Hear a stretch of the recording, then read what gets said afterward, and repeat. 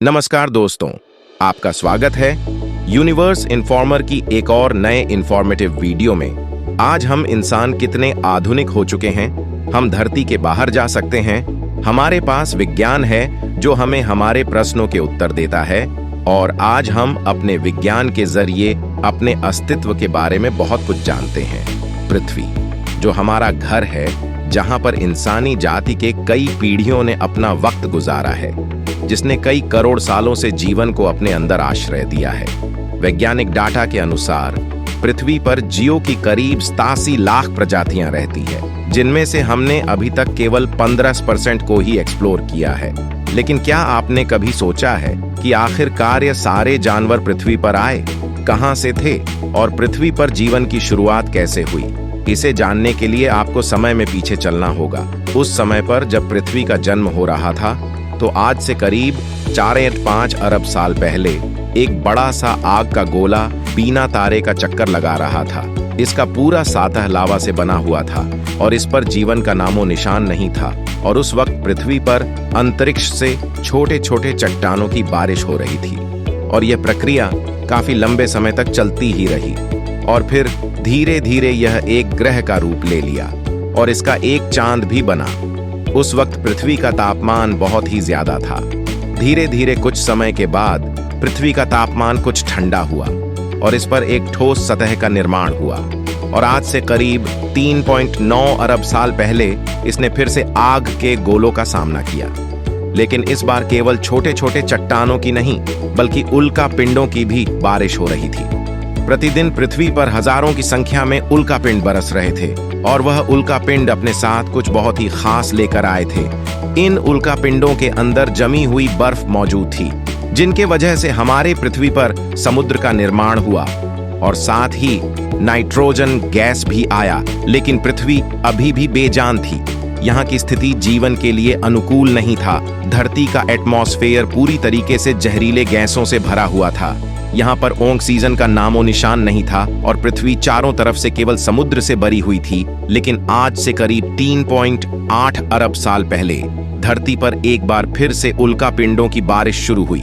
लेकिन इस बार यह उल्का पिंड अपने साथ केवल पानी ही नहीं लाए, यह अपने साथ कुछ बेहद ही अनमोल चीज लेकर आए थे जो धरती पर जीवन की शुरुआत करने वाली थी। यह अपने साथ खनिज लेकर आए थे। साथ ही इन्होंने कार्बन, प्रोटीन और अमीनो एसिड का अंतरिक्ष से समुद्र की गहराइयों तक परिवहन किया।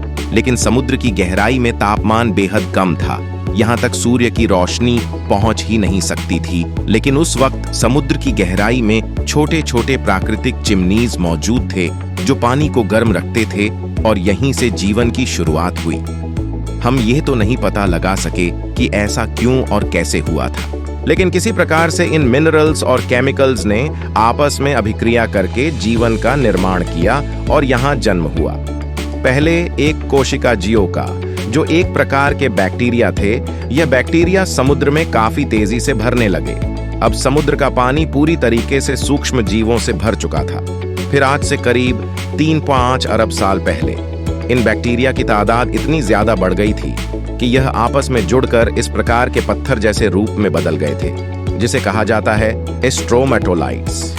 यहाँ मौजूद एक एक चट्टान अपने आप में बैक्टीरिया की पूरी एक कॉलोनी थी और यह बैक्टीरिया सूरज की रोशनी को भोजन के रूप में बदलते थे, जिसे आज हम फोटोसिंथेटिक यानी कि प्रकाश संश्लेषण की प्रक्रिया के नाम से जानते हैं। इसी प्रक्रिया के दौरान यह एक बाय प्रोडक्ट को निकालते थे, एक गैस ऑक्सीजन। इन सूक्ष्म जीवों ने धरती पर एक अनमोल चीज का निर्माण किया जो जीवन पनपने के लिए सबसे ज्यादा महत्वपूर्ण था। करीब 2 अरब सालों तक धरती पर ऑक्सीजन की मात्रा बढ़ती रही। फिर आज से लगभग 1.5 अरब साल पहले धरती में अभी किसी भी प्रकार का लाइफ विकसित नहीं हुआ था और ना ही धरती पर बड़े बड़े महाद्वीप थे। धरती पर केवल छोटे छोटे द्वीप मौजूद थे जो चारों तरफ पानी से घिरे हुए थे। मगर अब पृथ्वी के क्रस्ट में हलचल होने लगी, जिसकी वजह से पृथ्वी की सतह कई सारे टेक्टोनिक प्लेट्स में टूट गई और इन टेक्टोनिक प्लेट के मोमेंट्स के कारण यह छोटे छोटे द्वीप आपस में जुड़ गए और एक सुपर महाद्वीप का निर्माण किया जिसका नाम था रोडिनिया। इस वक्त धरती का तापमान करीब 30 डिग्री सेल्सियस था और पृथ्वी का एक दिन करीब 18 घंटे का होता था। लेकिन समय के साथ यहाँ की परिस्थितियां बदलने वाली थीं। आज से करीब 75 करोड़ साल पहले धरती की रूपरेखा बदल रही थी। धरती का सुपर कॉन्टिनेंट दो हिस्सों में बंट गया। धरती के सतह के नीचे मौजूद लावा ज्वालामुखी के विस्फोट के साथ बाहर निकलने लगा, जिसके कारण धरती के वातावरण में कार्बन डाइऑक्साइड की मात्रा काफी ज्यादा बढ़ गई।